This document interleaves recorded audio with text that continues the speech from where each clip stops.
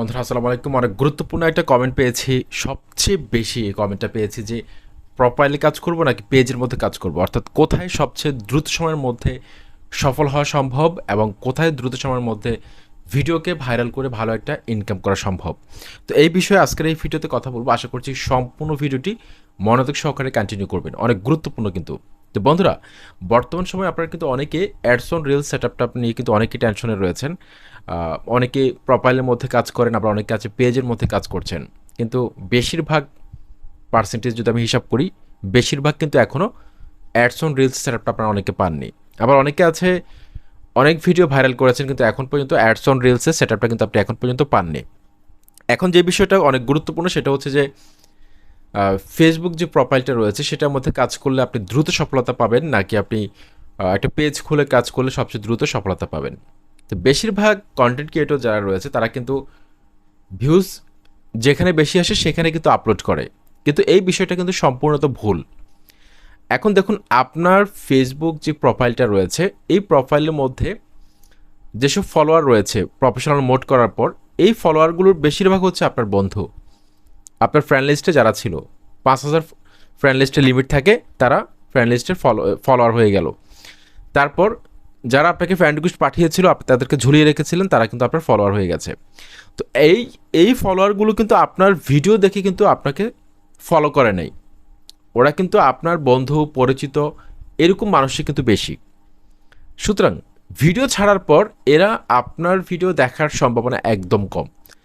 আপনার পরিচিত যেসব বন্ধুবান্ধব রয়েছে, আপনাকে যারা চেনে, তারা কিন্তু কখনো আপনার ভিডিওকে তেমন একটা দেখবে না, ইগনোর করবে। সেটার প্রমাণ হচ্ছে যে আপনি যদি আপনার পরিচিত মানুষদের লাইক দেওয়া বন্ধ করে দেন, দেখবেন তারা কিন্তু আপনার ছবিতে আর লাইক দিবে না। আপনার বন্ধু, তারপর হচ্ছে আপনার পরিচিত যারা আপনার ফ্রেন্ড লিস্টের মধ্যে আছে, আপনি টেস্ট করে দেখেন। আপনি আজকে থেকে তাদের পোস্টের মধ্যে আপনি এঙ্গেজড হওয়া বন্ধ করে দেন, দেখবেন তারা কিন্তু আপনার পোস্টের মধ্যে কোনো ধরনের রিয়েকশান করবে না। সুতরাং আপনাকে যারা কাছ থেকে চিনে তারা কিন্তু আপনার পোস্টে কিন্তু এঙ্গেজড হবে না। বেশিরভাগ ক্ষেত্রে এটাই হয়। তারা কিন্তু আপনি ভাইরাল হন, এটা কিন্তু তারা অনেকেই চাইবে না। এবং আপনাকে নিয়ে কিন্তু তারা নানাভাবে কিন্তু হাসাহাসি করবে যে পাগলের মতো ভিডিও বানাচ্ছে, এ করছে সে করছে, আপনাকে যারা চিনে। সেজন্য আপনি যদি ভালো কিছু করতে চান, আপনি যদি আপনার কন্টেন্টকে সবার মাঝে ছড়িয়ে দিতে চান, নতুন নতুন অডিয়েন্সের মাঝে, যারা আপনাকে কখনো আগে দেখেনি, সেক্ষেত্রে আমি মনে করি আপনাকে পেজে কাজ করা ভালো। সেক্ষেত্রে আপনার কন্টেন্টগুলোকে দেখে আপনাকে তারা ফলো করবে। এক্ষেত্রে হয়তো আপনার সময়টা একটু বেশি লাগতে পারে একটা পেজকে গ্রো করতে, ফলোয়ার হয়তো আসতে পারে, বা ভিউজ আস্তে আস্তে আসবে, কিন্তু আপনার একটা ফ্যান বেস তৈরি হবে, এমনকি আপনার একটা ভালো ফলোয়ার বেস তৈরি হবে। সেক্ষেত্রে কিন্তু অল্প সময়ের মধ্যে কিন্তু আপনি সফলতা পাবেন। কিন্তু প্রোফাইলে যারা কাজ করে তারা চিন্তা করে যে আমার এখানে সাজানো রয়েছে অনেকগুলো ফলোয়ার, তো আমি কেন একটা পেজের মধ্যে 0 ফলোয়ার দিয়ে শুরু করব, সেখানে ভিডিও ছাড়লে 0 ভিউজ, কিন্তু এখানে আমি প্রোফাইলের মধ্যে ভিডিও ছাড়লে 200, 300, 400, 500 এরকম ভিউজ চলে আসে। তো এই ভাবনা থেকে কিন্তু অনেকে প্রোফাইলের মধ্যে কাজ করতে চায়, কিন্তু আলটিমেটলি তারা কিন্তু এই 400, 300 ভিউজের মধ্যে কিন্তু সীমাবদ্ধ থাকে, এমনকি এখানে কিন্তু লক হয়ে যায়। যার কারণে লং টাইম কিন্তু তারা সফলতা পায় না, অ্যাডস অন রিলসের সেটআপটা কিন্তু তারা পায় না।